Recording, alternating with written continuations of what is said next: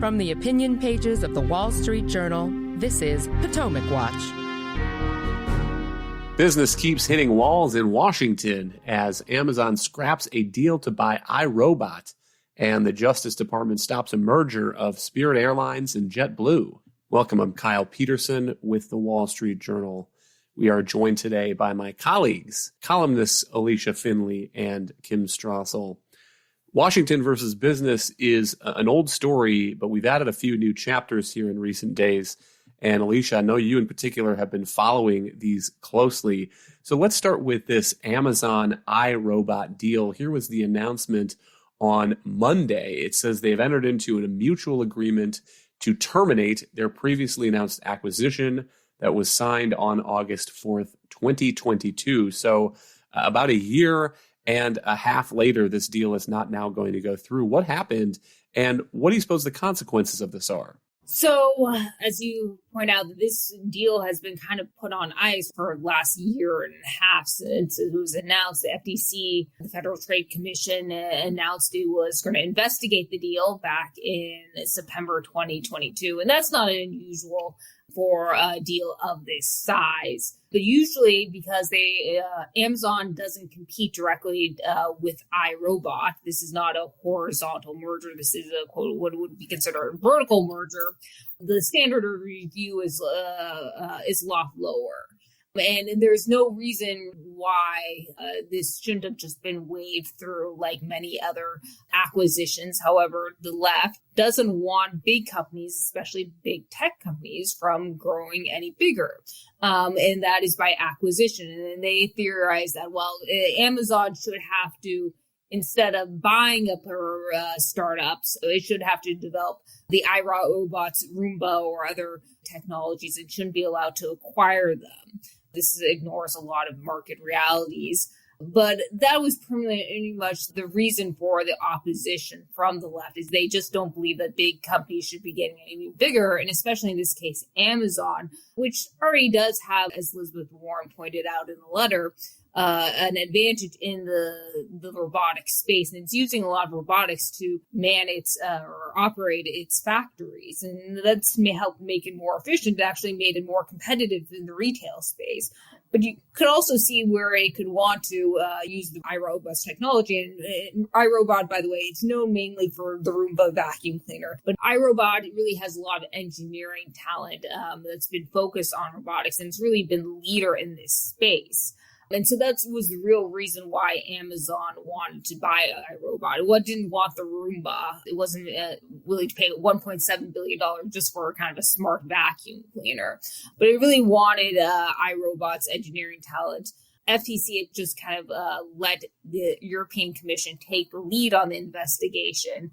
And the European Commission, which is their kind of Europe's competition regulators, they raised some concerns about that Amazon would use its leverage over its online marketplace to shut out Roomba competitors. Despite really there's no evidence here, the UK's competition regulators actually dismissed that, saying, it's such a niche product that Amazon really wouldn't have any incentive to do this.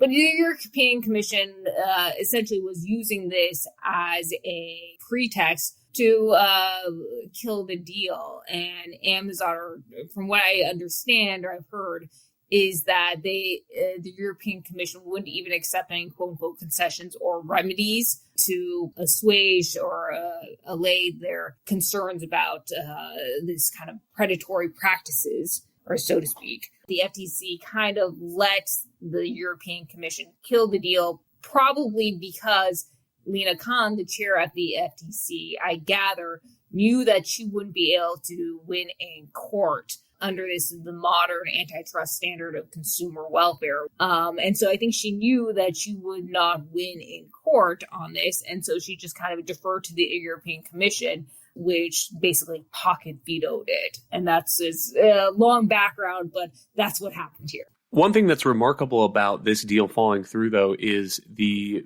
immediacy of the consequences. The theory is Amazon, as Alicia describes, is a big company that had resources it could have poured into iRobot's technology and its engineering staff.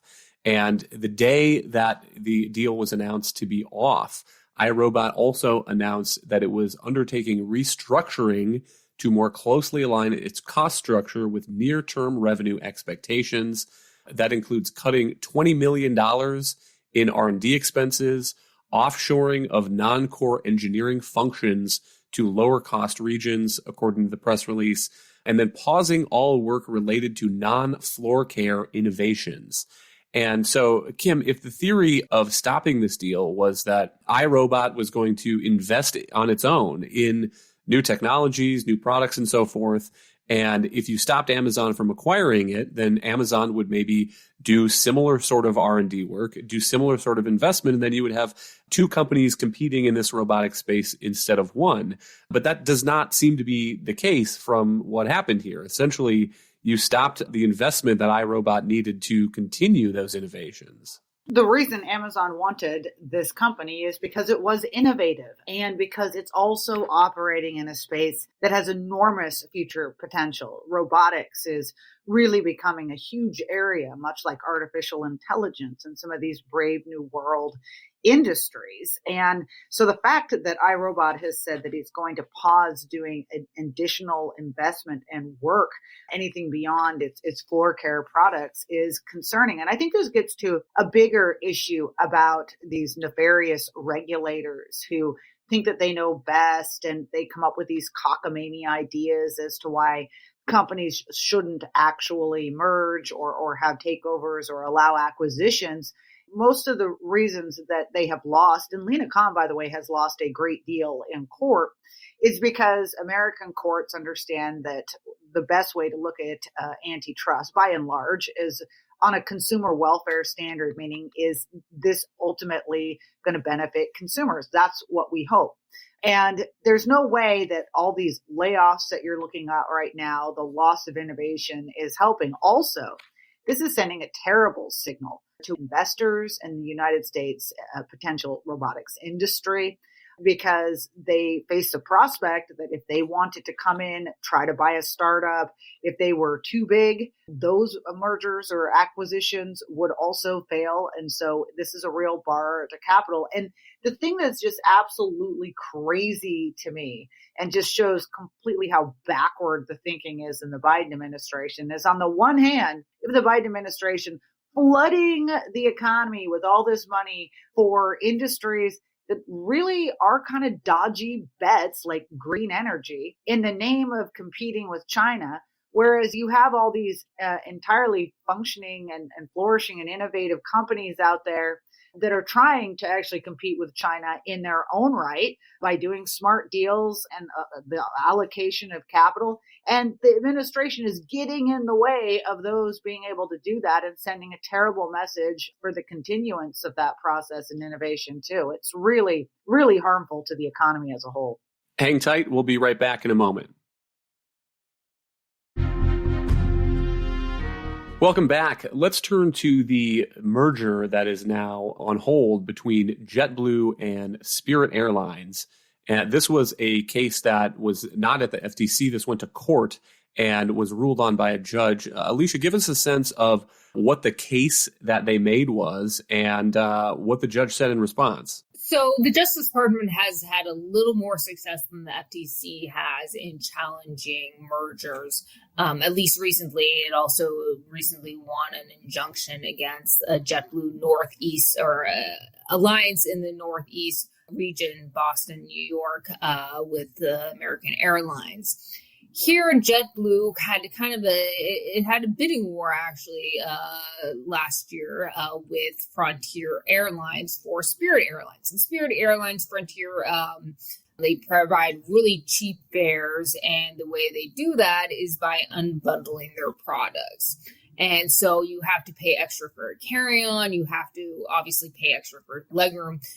You have to pay extra for just to be able to select a seat. And actually what has happened over in recent years is, as Spirit and some of these other budget airlines have debuted these unbundled prices, some of the other JetBlue and others have actually followed and started unbundling their prices and cut their fares and allowed flyers to decide, what they want to pay extra for. Now, the Justice Department argued in this case that essentially Spirit has championed and all these innovations and driven down prices, and that if JetBlue were allowed to buy Spirit, that the quote-unquote innovations would stop. And I kind of find, I say quote-unquote innovations, I find it a little hilarious, because the FTC has, and Joe Biden himself has labeled some of these extra fees that airlines are calling junk fees. So in one case, the Justice Department calls them innovations, and then Biden calls them junk fees. Oh, but okay. And the concern here is that JetBlue was allowed to merge with Spirit. There would be less pressure to push down or to shave costs, and that customers who really like the budget or the Spirit Airlines would lose that experience, partly because JetBlue, oh no, I want to actually add legroom to their seats. The problem is that Spirit and JetBlue would still only make up about 10.5% of the market. And that would be the fifth largest carrier, still after Delta, American, Southwest, and United. So yes, it would purportedly increase market concentration, but not all that much. And what you'd probably see is actually put the combined company would put even more pressure on the big four companies to reduce their fares. And we actually have seen that in a different space, the telecom space, where you had the Sprint T-Mobile merger several years ago, and that has actually caused AT&T and Verizon to up their games and actually reduce their prices. But a second problem here is that Spirit has basically been slashing its fares at an unsustainable rate. And that's true, actually, to be honest, of Frontier and Allegiant Airlines. And so Spirit has been running up huge losses. Actually, JetBlue has actually been losing money too, but that's a separate story. And there wasn't really a way for it to stay in business over a long term without an acquisition. So it was a prime acquisition target, and hence why Frontier was also looking to bid on it. But here comes the Justice Department, and it doesn't want to allow any kind of consolidation because it believes that, and it's heard the left believes that consolidation in the industry has increased airfares, even though now it's arguing the opposite in this case. In any event, the Justice Department sued, and the judge accepted part of the Justice Department's argument, not all of it.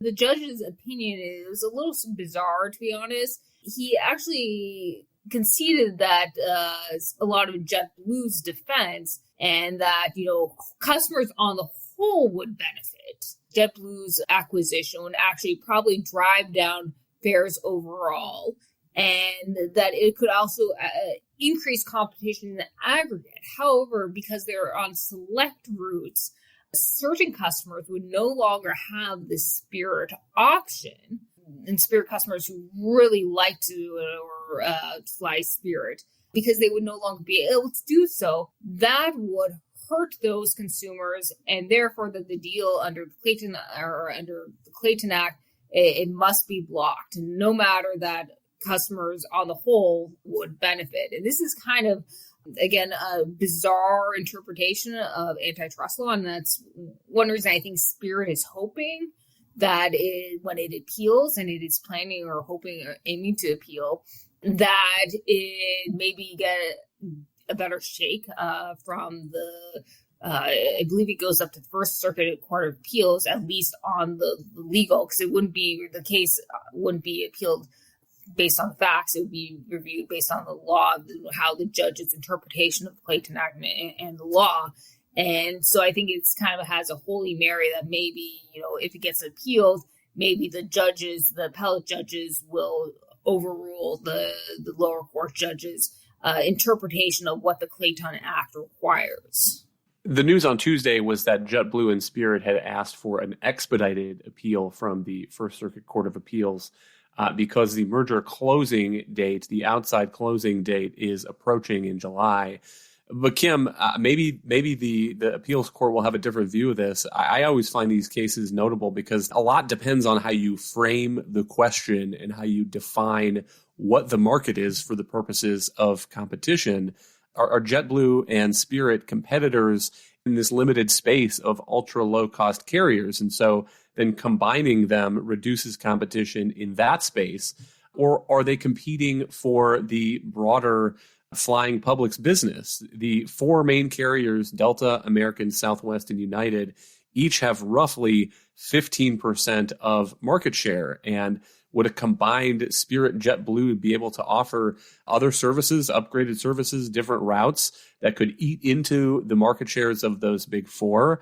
Is what matters the effect on the national flying public, or does it really matter how competition is changed in 1 or 2 or 5 or 10 specific routes that those airlines fly on? Kim, a lot depends on how the judge frames those questions. Those are all excellent points, and hopefully an appeals court will take a second look at this and some of the flawed logic that went into this. I mean, let's remember, as you note, Spirit Airlines and JetBlue are tiny airlines by comparison to the big four out there, Delta, American, Southwest, and United.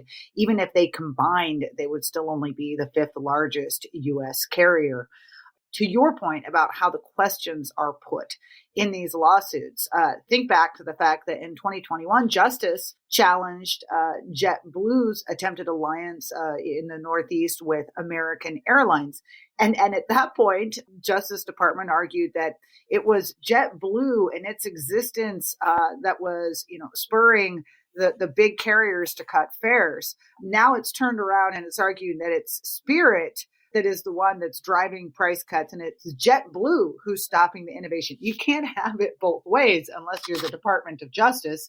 And I think that goes to your point about how do you look at these questions? How is the lawsuit framed? Because even the regulators keep changing their mind about this on a case-by-case basis, depending on what they think will suit them best at the time, when reality, what's really driving this, at least from the Biden Department of Justice and from Lena Khan at the FTC, is simply a hatred of anything that might be getting a little bigger. They just dislike big.